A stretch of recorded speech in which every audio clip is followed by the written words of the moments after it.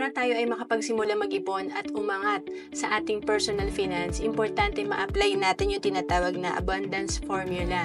Ito yung kapag receive natin ng income, 10% yung tithes, yung donation natin sa church.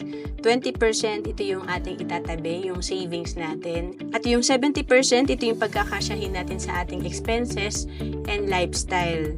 And kung hindi mo pa kayang simulan sa 20% ang maitatabi mo, pwede namang 10% ng iyong kinikita ay iyong itabi or kahit 1,000 per month or magsimula ka sa 500 pesos per month. Importante masimulan mo yung madisiplina yung sarili mo.